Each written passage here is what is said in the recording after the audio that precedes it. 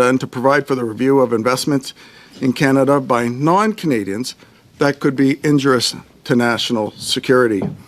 Further, the same Act states in Section 25, and I quote, "If the minister has reasonable grounds to believe that an investment by a non-Canadian," minister means the Minister of Industry, "an investment by a non-Canadian could be injurious to national security, the minister may, within the prescribed period, send to the non-Canadian a notice that an order for the review of this investment may be made under that subsection."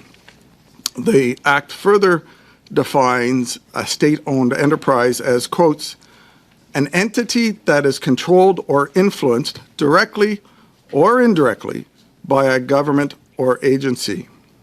So how does this relate to contracting by the Royal Canadian Mounted Police of Sinclair Technologies of Aurora, Ontario, to provide the RCMP with radio frequency filters, winning a bid as the low-cost bidder by about $60,000 over a Quebec company? Because Sinclair Technology, formerly a Canadian-owned company, became a wholly owned subsidiary of Norsat International in 2011. Now, Norsat International was also a Canadian company, was founded and based in Richmond, BC, but Norsat was acquired by Hytera Communications Company in 2017. Hytera is headquartered in Shenzhen, China, and is partially owned by a People's Republic of China investment holding company and is a major supplier of China's public security ministry. The acquisition of Sinclair's parent company, Norsat, by a company based in China with partial state ownership was not subject to a full and formal national security review by the Minister of Innovation, Science and Technology under his authority granted by the Investment Canada Act. The same year Norsat was acquired by Hytera, the Chinese People's National Congress passed the National Intelligence Law of 2017. That law compels all Chinese nationals at home and abroad to collaborate with agents of the Chinese state on request to further the Chinese state interests. Specifically, that law passed in 2017 in Article 7 states, "All organizations and citizens shall support, assist, and cooperate with the national intelligence efforts in accordance with the law and shall protect national intelligence work secrets they are aware of." Further, in Article 10, in that Act, in that National Intelligence Law, it states, "As necessary for their work, national intelligence work institutions are to use necessary means, tactics, and channels to carry out intelligence efforts domestically and abroad."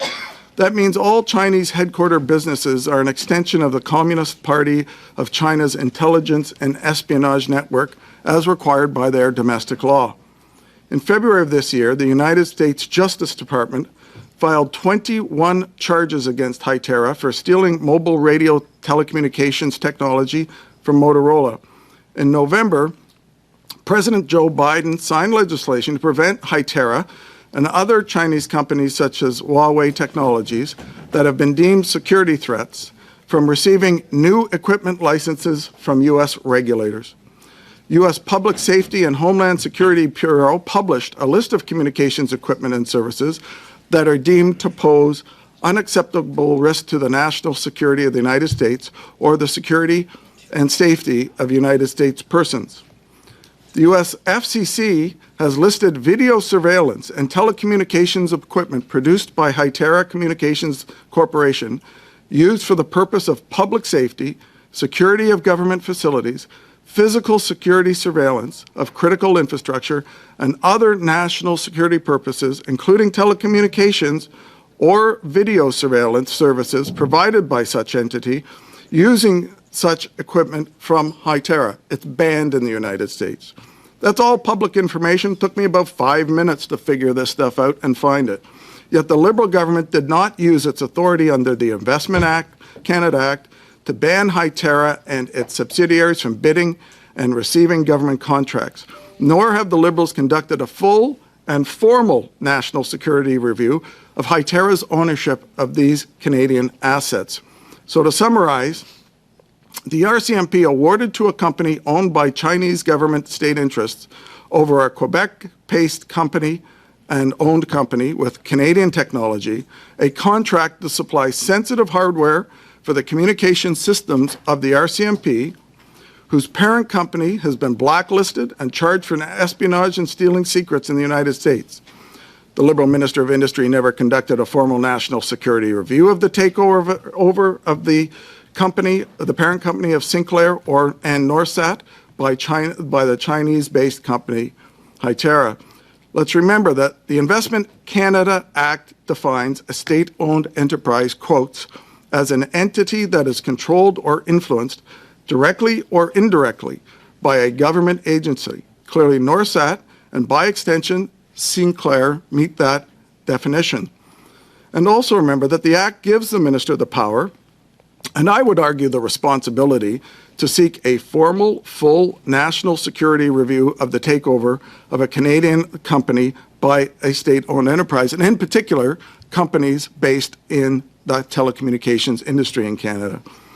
If the minister has, the Act again says, if the minister has reasonable grounds to believe that an investment by a non-Canadian could be injurious to national security, the minister may, within the prescribed period, send to the non-Canadian a notice that an order for review of the investment may be made under subsection 25. The minister did not do that. So why did this government not do a full security review and reject the takeover of a Canadian telecommunications company by a state-owned enterprise of the government of China? This committee and the public needs to know that. Why has the government of Canada not told every government department, every Crown corporation, board or agency of government that all acquisitions of Canadian companies by Chinese state-owned enterprises are subject to full national security reviews under the Investment Canada Act? Particularly since the government of China requires Chinese-based companies under their law to see corporations as an extension of the Chinese state. And that as such, quotes again from that law, national intelligence work institutions are to use the necessary means, tactics, and channels to carry out intelligence efforts domestically and abroad. Why are all bids by such entities for Canadian government needs not flagged for full security review under the Investment Canada Act before awarding? Why has the Minister of Industry been so lax in overseeing the Investment Canada Act and not doing a full national security review of Canadian assets and supplying Canadian governments with services from state-owned enterprises from non-democratic countries? Remember, state-owned enterprises from China are heavily subsidized by their government, enabling them to bid at below cost for government projects, which for-profit Canadian companies cannot do. That's how they are winning bids in Canada. Hytera loses money every year. So a firm that is owned by an undemocratic government that loses money most years by bidding below cost for work obviously must have other motivations and purposes. The committee needs to examine the failure of the government to do its duty under the Investment Canada Act and to protect Canadians and Canadian businesses from the injurious national security harm that these entities pose to Canada.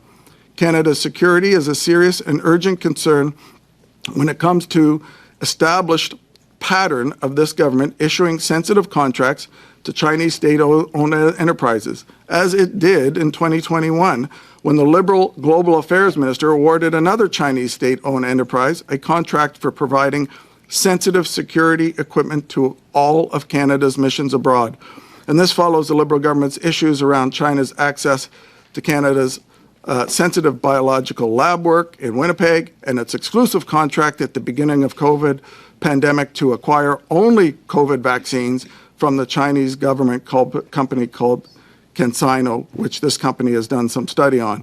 This committee needs to understand why the minister and this government did not exercise their responsibilities under the Investment Canada Act in consideration of state-owned enterprises of a sensitive Canadian telecommunications company.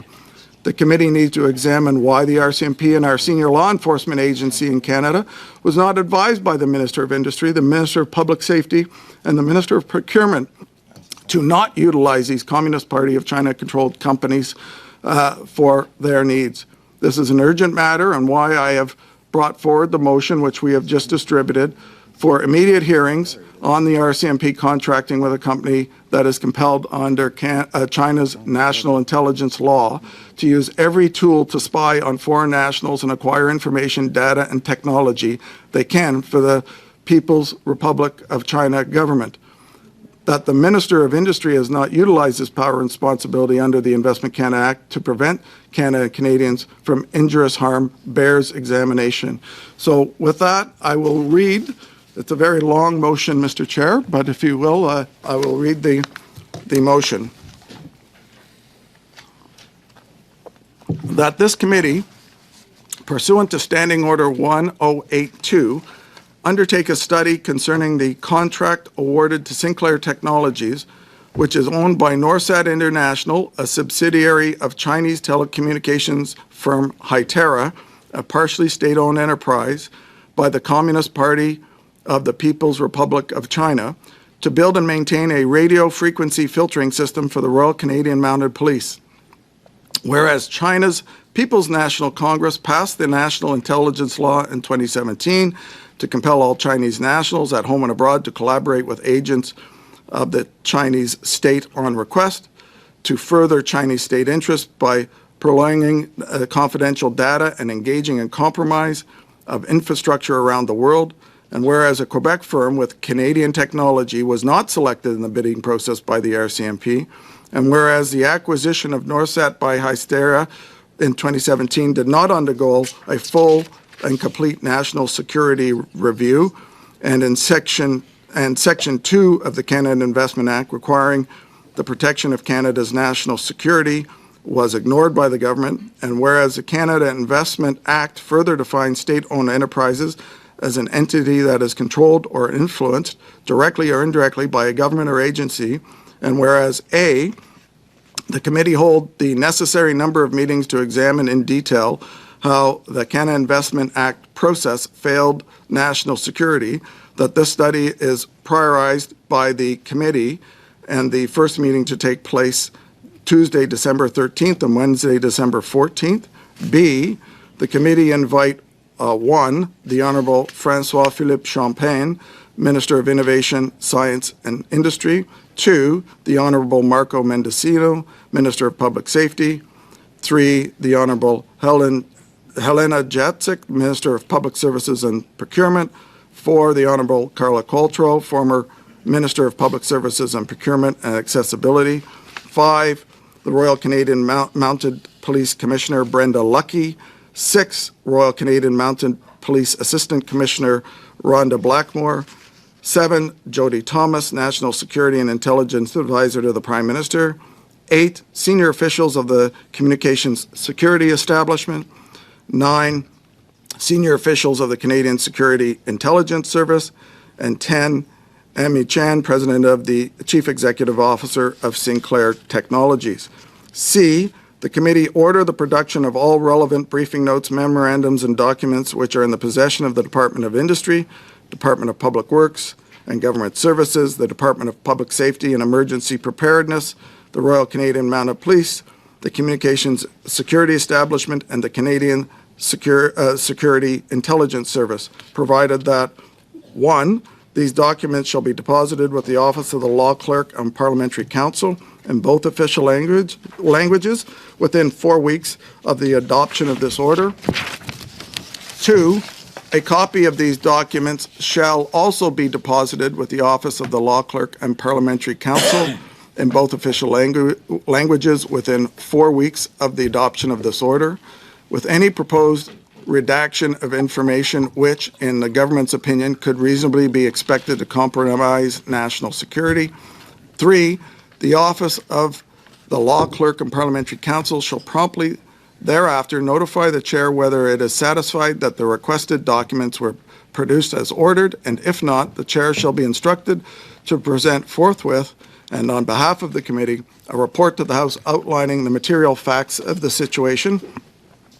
4, the Office of the Law Clerk and Parliamentary Counsel shall provide documents as redacted pursuant to subparagraph 2 to the clerk of the committee, who shall distribute them to members of the committee and publish them on the committee's website forthwith. 5, the office of the law clerk and parliamentary counsel shall discuss with the committee at an in-camera meeting within 2 weeks of the redacted documents being distributed pursuant to subparagraph 4, whether they agree with the redactions proposed by the government pursuant to subparagraph 2. And 6, the committee may, after hearing from the office of the law clerk and parliamentary counsel pursuant to subparagraph 5, accept the proposed redactions or reject some or all of the proposed redactions and request the production of those unredacted documents in the manner to be determined by the committee. Thank you, Mr. Chair. Thank you, Mr. Perkins. And I see Madame Dancho. Thank you, Mr. Chair. It's a pleasure to be with this committee today. I am the Vice Chair of the Public Safety National Security Committee, and I applaud my colleagues for bringing forward this comprehensive 1064 motion on this critical issue that I think... Sorry, Chair, point of order. I've been made aware that, a committee member is having tech issues logging on, so if we could give him some time to log on. That would be... Yeah. I'll just verify with the clerk. Okay, good grace, no. Mr. Clerk, one moment, Mr. Dancho, we'll come back to you.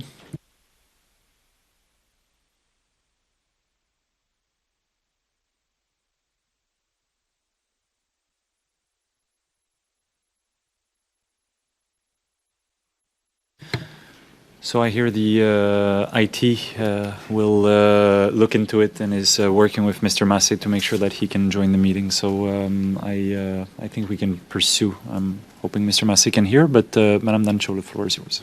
Thank you very much, Mr. Chair. As I was saying, I'm the Vice Chair of the Public Safety National Security Committee, and it's a real pleasure to be with industry today, and I appreciate and applaud my colleagues for bringing forward this very comprehensive motion to investigate a very critical issue that I think many Canadians are paying attention to. The Prime Minister, of course, has weighed in on this, as has the Minister of Public Safety. I would like to hear more from Minister Champagne, given he is the industry minister lead, of course, and this, I think it does impact a number of different areas of government, national security, of course, industry. We also can look at the impact it has on setting a precedent should we allow these types of contracts to continue. Now, the government has said that it is pausing this contract, but I do have concern that given the company that received the contract that is ultimately owned in part by a company, Hytera, as mentioned by my colleague, which is based in the People's Republic of China. We know that some of that technology in this contract is already being implemented in Ontario and Saskatchewan. And I have not heard from Minister Champagne or the Prime Minister or the Minister of Public Safety whether this pause of the contract will mean that that technology that's already in place, again, for surveillance purposes for RCMP, quite shocking when you consider that the parent companies are in part are owned by the People's Republic of China, is now sort of responsible now for the surveillance technology of our RCMP. I have not heard from this government of whether they will be insisting the removal of that technology. You would have thought that, or I would have thought that that would have been one of the first things they would have committed to, that if there is any threat to our national security and setting a precedent in this surveillance industry that we have in Canada, whether it's for national security or within our telecoms utilized by, for example, the Department of National Defense, you would think that they would set a clear standard that this is unacceptable and it will be removed immediately. But we did see with the Liberal government, they took about 5 years to commit to removing the Huawei technology. And because it took so long, it'll cost hundreds of millions of additional dollars that will be passed down to the consumer. Huawei and the 5G technology we saw has so infiltrated our telecommunications systems that it will be very hard work to remove that. So I have those same concerns with what's happening here. And we know, and was mentioned by my colleague, that there, from the U.S. Department of Justice earlier this year, I believe in February 2022, there was a federal indictment unsealed that showed that there were 21 counts of 21 counts of charges of conspiracy to commit theft of trade secrets of Hytera. So we see that in the United States, they're being very aggressive and transparent with the threat that Hytera, which again is sort of the parent of the parent company that owns Sinclair. So we see the Americans taking very strong action on this, and yet we have not seen the Prime Minister or the Minister of Industry or the Minister of Public Safety make a very clear statement that this surveillance technology that is being provided by this ultimately Chinese-owned company, so to speak, will be removed in Ontario and Saskatchewan. So I'd like to hear that, and I'd like the Minister of Public Safety and the Minister of Industry to come to this committee and make that commitment. Further to that, Mr. Chair, I am concerned that there may be other contracts like this, and that has not been made clear. This was found because of very solid journalism in this country. That's great, but are there more? You would think if there's one, there's likely others. And we know recently the Minister of Foreign Affairs brought forward her Indo-Pacific strategy, and that falls under the Canada-China Committee that I also sit on. And there was certainly appreciation for the tougher stance that was communicated in that Indo-Pacific strategy, Mr. Chair. But what I would say is that the government on one side is saying, well, procurement is independent. They're blaming the procurement or the independence system of procurement in this with this government, saying, well, it's independent. We don't agree with it, but it is independent. So they're sort of blaming others for what's happened under their watch. But what I would say is that every independent agency of government certainly has to follow the ethos, the values set forward by the Prime Minister and his cabinet. So I would argue that perhaps if the Indo-Pacific strategy that Conservatives have been calling on for quite some time was brought forward sooner, perhaps the procurement agency would have had a better idea of the threat analysis of China and companies that are partly Chinese-owned that provide for surveillance, technology and other technologies. Perhaps they would have had that lens to apply to this contract. So I don't believe that it is an appropriate assessment of the Prime Minister to sort of kick this over to the independent procurement agency and say it's all on them. But I would have said if they would have brought forward the Indo-Pacific strategy that makes it quite a bit more clear the threat analysis of China, perhaps the independent procurement agency would have had a more clear picture to really enter any kind of contracts with companies like this with eyes wide open. So I know that there is some discussion of, does this fall under public safety? Does this fall under foreign affairs? Does this fall under China Committee? Does it fall under industry? Certainly, given the Minister Champagne is bringing forward bills like Bill C-27, which is in part related to Minister of Public Safety's Bill C-26, that ultimately is a bill, Bill C-26, to deal with the telecommunications in this country and other companies that are providing national security, critical infrastructure type of services. So I would say that while both committees and both ministers play a role, given Bill C-26 and Bill C-27, which is the Industry Committee, are closely related in some ways, I think it would make sense, given what I know about Industry Committee, and not out of scope, to have the ministers come forward to this committee. And I hope that members consider that, given that this may be an industry-wide problem, even just beyond the telecommunications and surveillance. This could be in data management. We can see health services and the privacy information therein. There are countless industries across Canada that may very well have contracts owned in part or in full that are connected to the People's Republic of China. And so this is a national security concern, and my point being is that it also impacts a number of industries, and that's why we're seeing similar bills under Minister Mendicino and Minister Champagne. And so I do feel that it would seem it is appropriate to set the standard for industry at the Industry Committee, that these types of contracts will not be tolerated any longer, and certainly bringing attention to the Minister of Procurement and other ministers impacted by this, that given the very clear message, or I would say clearer perhaps message set forth in the Pacific strategy, that there needs to be a whole of government approach to reviewing all contracts provided. But again, the last thing I'll mention is that it is not just government contracts that are of concern.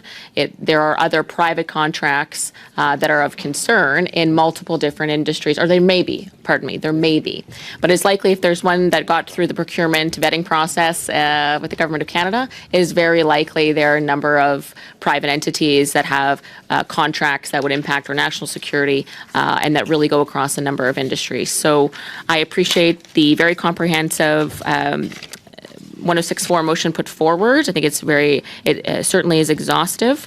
And I think that that's important because we want to make sure we don't have any cracks in this. It is very critical that we ensure that the veil is lifted on this, so to speak, and that the industry committee make a very clear message by passing this 1064 to all industries who may have contracts with the People's Republic of China that may impact data security, surveillance, and the like, to take note.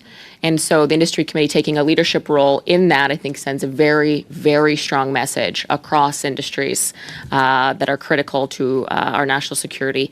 So I hope that the committee consider that. I hope they consider taking that leadership position, Mr. Chair, and certainly lead by example at this committee and set a very clear tone that any industry impacted by national security concerns be made aware. So those would be my remarks. Thank you, Mr. Chair. Thank you very much.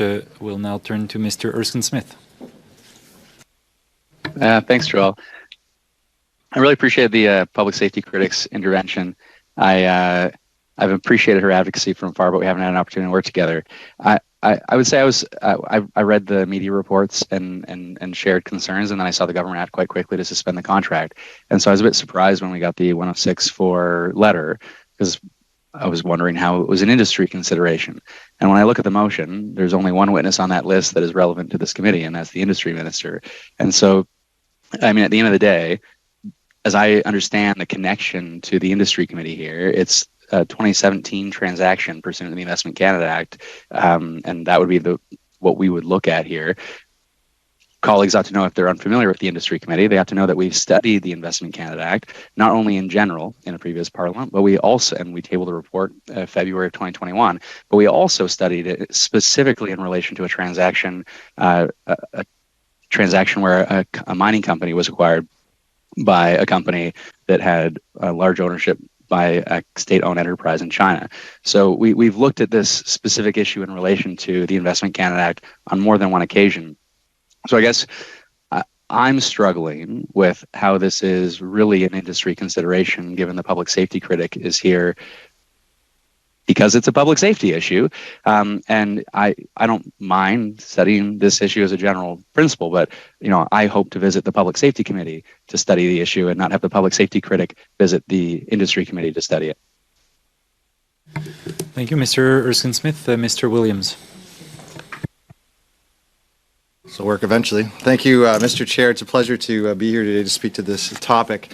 First off, I wanted to point out, first, when we talk about committees are masters of their own proceedings, which I think is a really important point when we get into this. But this is an Investment Canada Act issue. It certainly is an industry issue, specifically and mostly because there have been different times, as the previous member mentioned, that we've dealt with certain these issues, the neolithium issue, certainly other companies, and we just have not got it right. When we look at, especially right now with the government launching a new Indo-Pacific strategy, certainly we've all heard the news reports of alleged Chinese police stations. We can go as far back as we wanted to Nortel. I have an office in an old Nortel building in Belleville. It used to be really big, and I know that the DND has one west in Canada. And there's always talk about having to clean the amount of bugs that have been in those buildings. We've had interference for a long time, and whether this government now is making it known that it's more serious or we're changing the strategy, certainly when it comes to the Investment Canada Act, when it comes to protecting our security, whether that be critical minerals or telecommunications as a whole, certainly I think all the members in this committee should warrant that this at this point needs to be studied. It's given, the importance is there to study this issue, not only because this was not a government or something that came out forthright that was discovered, it was from the press. So the questions my colleague brought up, whether that is this the only instance where this is occurring, certainly, there was in 2017 a government review of the approved sale of Vancouver-based Norsat International to Vistara, and at that time in 2017, MPs questioned that. We're now in 2022, almost 2023, certainly almost 3 or 6 years later, and the same issues are there. So to say that we've studied this, certainly for 2 meetings, for 2 days, given the importance of what the implications of this finding are, given the importance of strengthening the Investment Canada Act, given the importance of protecting our information, our companies, our sovereignty in this country, certainly through the Industry Committee, it is actually the right time to have those questions asked. And, the government has already suspended the contract, so there's already been action made. So therefore, there should be full agreement that we can look into how this happened and how it cannot happen again. I think given for a few reasons. One, the importance of what is happening and the significance of that to our nation. But number two, to the further future of this committee of company procurement and making sure that we strengthen the Investment Canada Act to make sure this doesn't happen again. I think this has been beyond the fool me once, shame on you, fool me twice. This is happening 3 or 4 times. We certainly need to get to the bottom of it. So I don't see why for 2 days to bring the relevant witnesses to this committee, to have a report that goes to Parliament at a time when we're trying to improve all the other bills, like my colleague mentioned C-27, certainly the government who's talked about improving the Investment Canada Act, and certainly at a time when the Indo-Pacific strategy has been forthright and brought forward, although late, by the government. It certainly is the right time, in my mind, to spend 2 days. Let's investigate what's happened. Certainly, for maybe one of the biggest reasons, the company that lost out on that one bid is from Quebec. So, why did a Canadian company lose out to that bid in the first place? And as my colleague has mentioned, how much is it going to take to unravel what we've already implemented? The contract, is it still in place? What's there? And how do we go out and see that a new RFP is put forth where that maybe will benefit Quebec at the end of the day? So I think a lot of good reasons to go at this. Thank you very much, Mr. Chair. Thank you very much. I recognize Mr. Viss, then Mr. Gahir, then Mr. Jenner. Mr. Viss.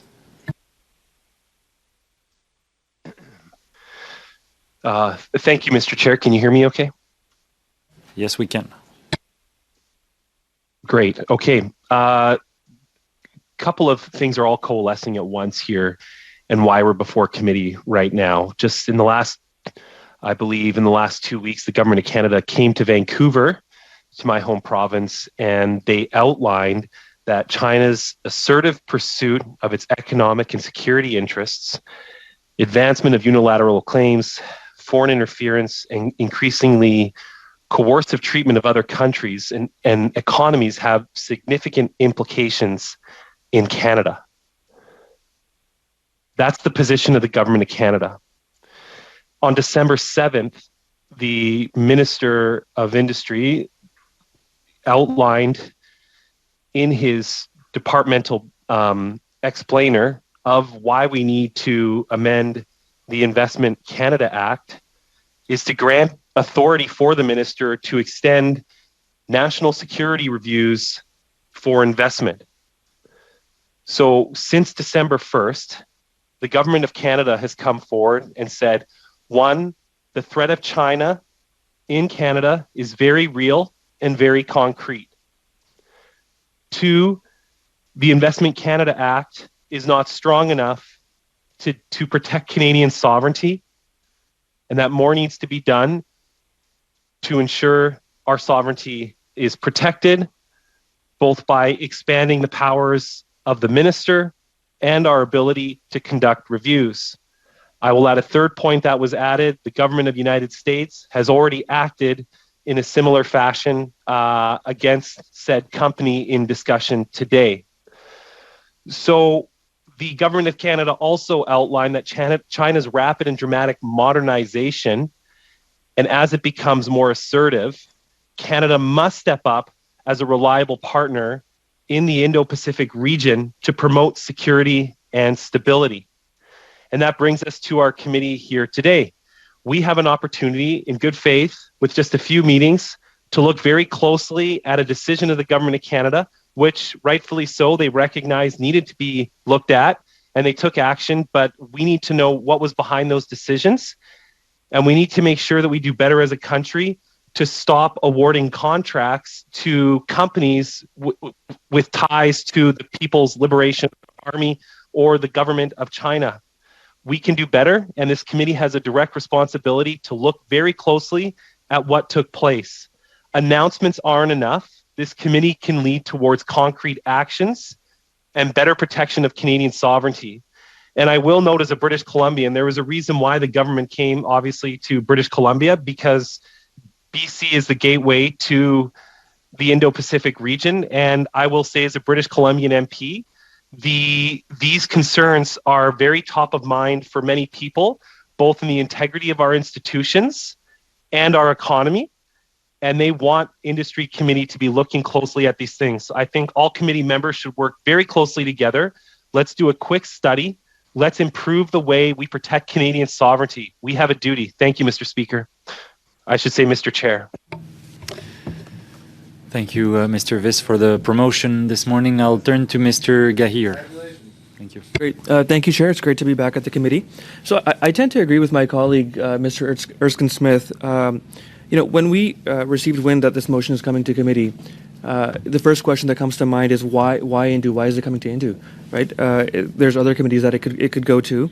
And when you look at the text of the motion, which we received actually during this very meeting and not beforehand, it's clear from the motion that the focus is a 2017 transaction, right? And so perhaps the Minister of Innovation makes sense, but why is this motion being used as a Trojan horse to bring in all these other ministers into Indu when this could be studied in a different committee? And the ICA Act is also being strengthened as well. So when that comes to committee, we'll be able to review this very issue of, is it strong enough? That's my proposition. Thank you, MP Gahir. J'ai Monsieur Généreux. Mr. Généreux. Thank you, Mr. Chair.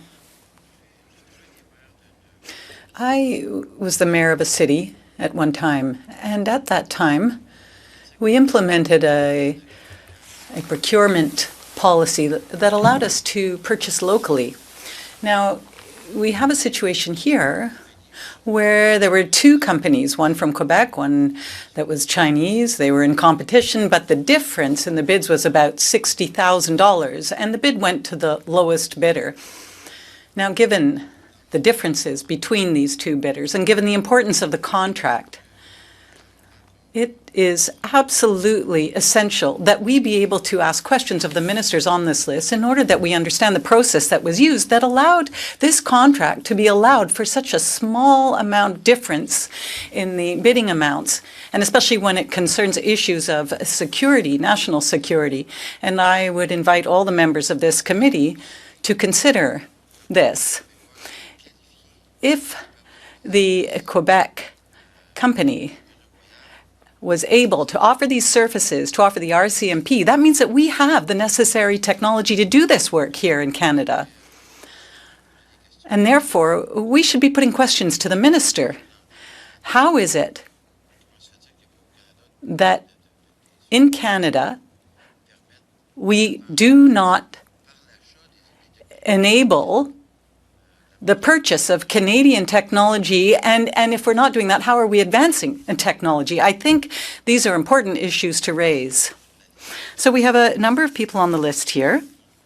Yes, it's quite a high number of individuals, but if we do this professionally and effectively, I think we can get through this list in order that we get the answers we want to our questions. Thank you very much. Thank you, Chair. I've been listening to arguments from both sides. I think there are valid concerns. I've been hearing my conservative colleagues talking about national security issue on the raising questions on the procurement process. But I think there are, just so for the public who are watching this, there are committees, standing committees that looks after national security, public safety, and procurement process. It's not this committee. So this is, I just, for the first time, I'm reading this motion on my device this morning. So I respectfully would like to ask a suspension so we can talk it over with different caucuses. They can talk it over.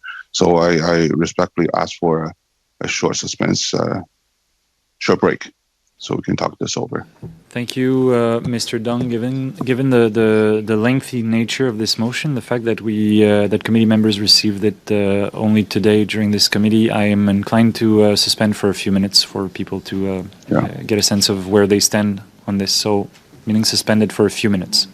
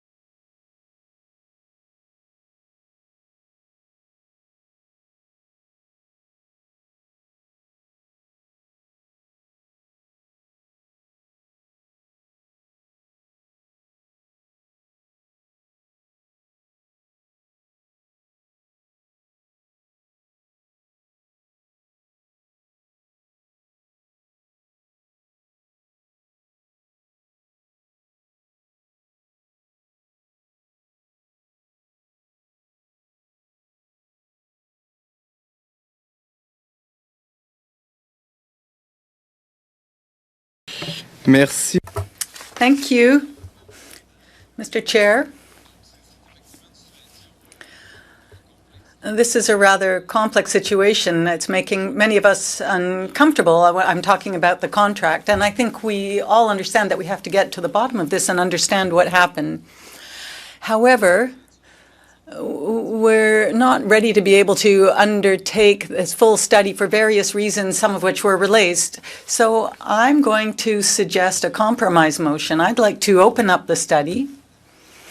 I'd like to maintain the first sentence, keep the same sentence, that the committee pursuant to Standing Order 1082 undertake a study concerning the contract awarded to Sinclair Technologies, which is owned by Norsat International, a subsidiary of Chinese telecommunications firm Hitera, partly state-owned enterprise by the Communist Party, Government of the People's Republic of China, to build the radio frequency system for the RCMP, and that the committee invite Marco Mendicino to respond to the questions related to this contract. Now, that won't prevent us from pursuing the study elsewhere and in other committees, including public safety, for example.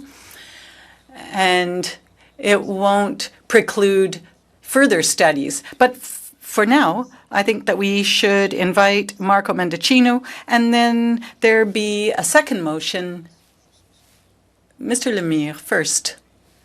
Could we just deal with this one first? I see where you're going. You want to invite Minister Champagne in a subsequent motion, but perhaps what we could start with is amending this motion. And obviously, I would like this meeting to happen as soon as possible.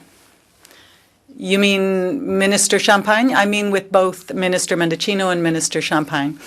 Okay, so from what I understand, you're suggesting that the committee invite Mr. Marco Mendicino as soon as possible.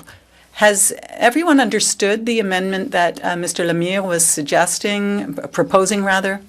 Thank you, Mr. Chair. Just want to make sure I've got it right because I was listening on translation. So essentially the first sentence of what's there now, and that we hold as soon as possible future meetings to have two ministers. I think they're two separate meetings, if I understand correctly, one with Minister Champagne, the other with Minister Mendicino, I think. Is that in the one motion?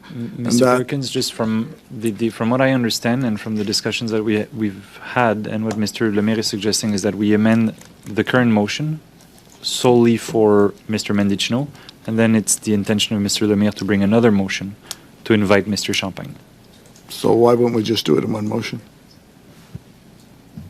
Because parce que pour moi, I feel that today's meeting was absolutely essential and that we request this study under 1064. And I think that that is important, that we actually requested this meeting and that we undertake this study. Now, ministers are going to be accountable, depending on the questions that come from the committee. I think that we have to do this. I don't necessarily want to compromise on the meeting that we will have with Mr. Champagne regarding any subjects that will be raised. Pour comprendre ce que Monsieur Lemire... If I fully understand, we will invite Minister Champagne to speak potentially to the content of the motion, but also to his mandate generally. That's what you're saying. Yes, we could invite him for at least 2 hours. Yes, when it comes to votes and estimates, there is quite a bit of flexibility. Mr. Perkins, what's It on is. the table? I guess with all the discussions around, I'm a little confused by that because the mandate of this committee is the Investment Canada Act, and to not have the minister responsible for the Investment Canada Act answering for the decisions made under that is odd to me. And I'm more than happy to have the minister come and talk about estimates at any time, even though they're already tabled in the House. But I think that's a separate meeting from this particular issue. I find it difficult to understand the value of saying we're going to have the public safety minister who's not, who plays a role in this, but is not associated with the request to do a full national security view under the Investment Canada Act. So certainly from my perspective, I would prefer if the second motion said the minister was coming back to talk about estimates, which was the original intent today, and this motion continue with the two ministers in separate meetings. I thought that's what we were talking about, and that it remains open after that testimony, obviously, as to whether or not the committee wanted to hold further meetings on this subject. And that happen as soon as possible, as I understand. Depending on House circumstances, there is a slot available tomorrow night. So I understand, Mr. Perkins, this is not considered, I guess, a friendly amendment, what Mr. Lemire is proposing. Well, I'm not sure why we're not hearing from the minister responsible directly on a study on this. Sub-amending the Yeah, I would by add Mr. Lemire? Minister Champagne to the list. So that's the two ministers. So basically it would be what Mr. Lemire has proposed, but that the committee invite in the shortest delay François-Philippe Champagne and Marco Mendicino. That's the amendment you're suggesting. Yes. To Mr. Lemire's amendment. So we have an amendment and a sub-amendment. So the vote would be then on the sub-amendment first, Mr. Clerk? And if there are no more debates, I think that brings us to a vote on the sub-amendment by Mr. Perkins, which is, as you've heard, to keep the first sentence in the motion, remove everything else, but change to B, that the committee invite the Honourable, in the shortest delay, the Honourable François-Philippe Champagne and the Honourable Marco Mendicino. I just want to make sure that it's correct and it's everyone's understanding. I think it is. So I guess we're going to proceed to a vote on that sub-amendment. If the sub-amendment is defeated, then we'll go to Mr. Lemire's amendment, and we'll proceed like that. Mr. Clerk.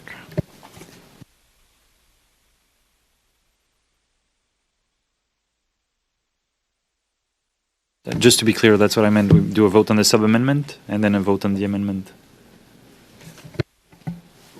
So the sub-amendment is... Yeah, in the context of that motion.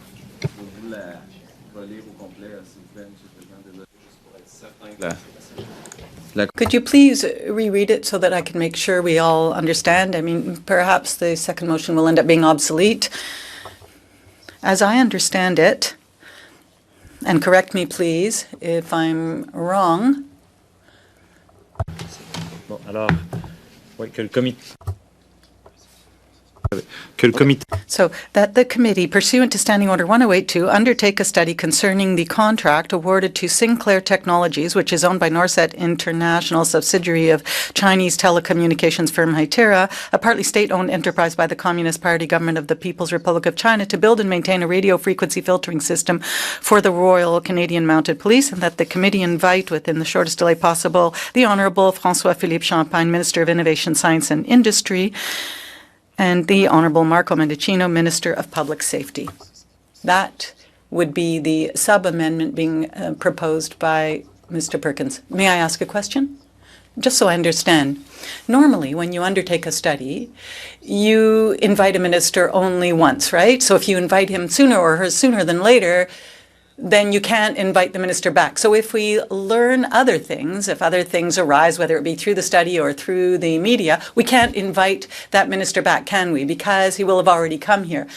So perhaps we should just invite Mr. Mendicino and then perhaps bring the other minister back later.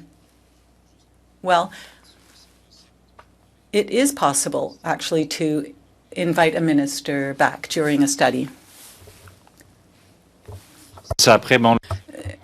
Now, there is the issue of their scheduling. We know they all have heavy schedules, so it's easier to say than to do in practice.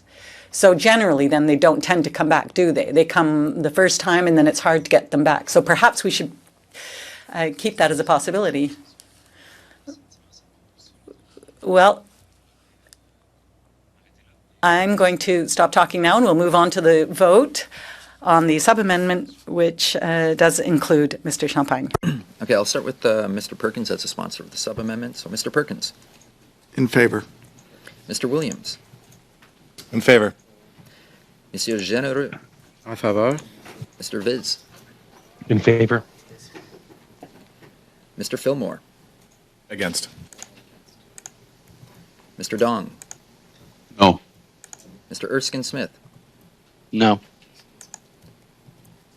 Ms. Lapointe. Contre. Mr. Gahir. Against? Monsieur Lemire. Contre. And Mr. McGregor. I vote yes. Five yeas, 6 nays. Okay, so the sub-amendment is defeated, which brings us to a vote on the amendment proposed by Mr. Lemire, which is essentially the same thing, but that the committee invite in the shortest delays the Honorable Marco Mendicino, Minister of Public Safety. I suggest we proceed on a vote on this amendment. Monsieur Lemire. Mr. Fillmore. Yes. Mr. Dong. Yes. Mr. Erskine Smith. Yes. Ms. Lapointe. Oui. Mr. Gahir. Yes. Mr. Perkins. Yes. Monsieur Généreux. Mr. Williams. Wait. Mr. Viz. Yes. Mr. McGregor. Yes. 11 yeas. Yeah, that's an easy one to tally. The motion then is adopted as the amendment, which so the motion is as amended is adopted. Oh, okay. Sorry, Mr. Clerk. It's been Mondays are hard when we have to travel from our writing. So, Monsieur Lemire en sait quelque chose. Il est parti de chez. Mr. Lemire knows something about that. He left at 3 a.m. this morning, so congratulations to him for getting here. But now we have to vote on the motion as amended. Je pense qu'il doit y avoir. I believe there will probably be consensus around the table. Perhaps we don't necessarily need to go to a vote. I'm seeing if that's the case. So as amended, adopted. And I'll now give the floor to Mr. Lemire on the other motion that he had wanted to bring forward. Thank you very much, Mr. Chair. So as soon as possible, that the Minister of Innovation, Science and Industry, Mr. François-Philippe Champagne, be called before the committee to answer all questions deemed relevant before this committee, and as soon as possible, perhaps this week, next week, but as soon as possible.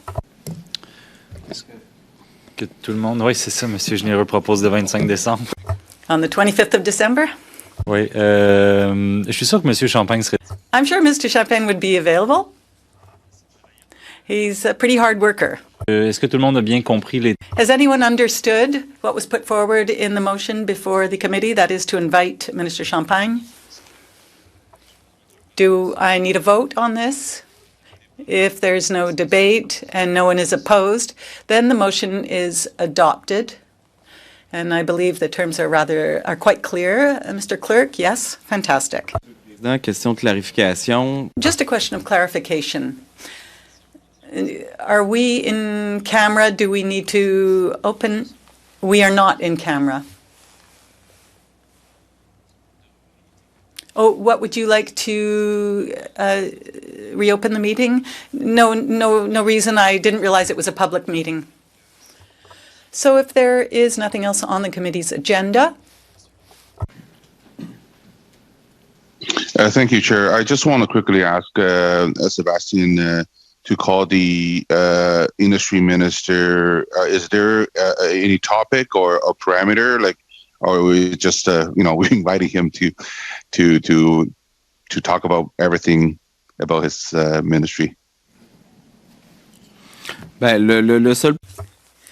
Well, the only parameter was that we have 2 hours to be able to talk about any issues regarding his mandate. Obviously, there are also the votes to speak about, but I'd be interested in learning more than that about his department.